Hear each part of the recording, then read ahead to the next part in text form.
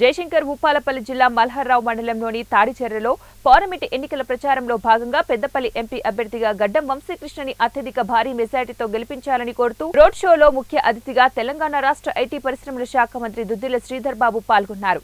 అంతకుముందు కొయ్యూరులో BRS party మరియు BJP పార్టీలో నుంచి సుమారు 70 మంది కాంగ్రెస్ పార్టీలోకి చేరారు.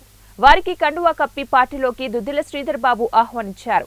అనంతరం రోడ్ షోలో ఐటీ శాఖ మంత్రి దుద్దిల శ్రీధర్ బాబు మాట్లాడుతూ తెలంగాణ రాష్ట్రంలో కాంగ్రెస్ పార్టీని గెలిపించినందుకు, మంతని నియోజకవర్గం నుండి గెలిపించినందుకు ప్రజలకు కృతజ్ఞతలు తెలిపారు. తెలంగాణ కాంగ్రెస్ పార్టీ వచ్చి 4 నెలలు అవుతుందని, మహిళలు ఫ్రీ బస్సు సౌకర్యం, 10 లక్షల Aarogyasri, 500K gas cylinder, Gruhajyothi, free current అమలు చేస్తున్నామని, జూలై నెలలో ఇంద్రమ్మ ఇల్లు మరియు 2500 రూపాయలు మహిళల అకౌంట్లో జమ చేస్తామని, అదేవిధంగా మే నెల చివరి తారీఖు వరకు 2 లక్షల రుణమాఫీ చేస్తామని మంత్రి శ్రీధర్ బాబు హామీ ఇచ్చారు.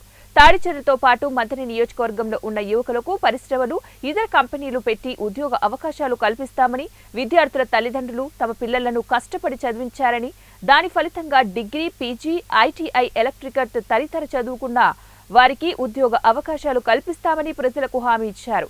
ఈ కార్యక్రమంలో మల్హార్రావు మండలంలోని సీనియర్ కాంగ్రెస్ పార్టీ నాయకులు, కార్యకర్తలు, జిల్లా నాయకులు, అభిమానులు, గ్రామ ప్రజలు, మహిళలు అధిక సంఖ్యలో పాల్గొన్నారు.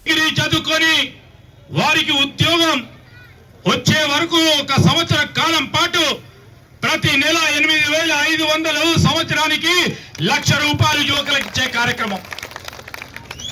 మహిళా సోదరిమణులకి మేము చెప్పాము 6 గ్యారెంటీలకు భాగంగా 2500 అని.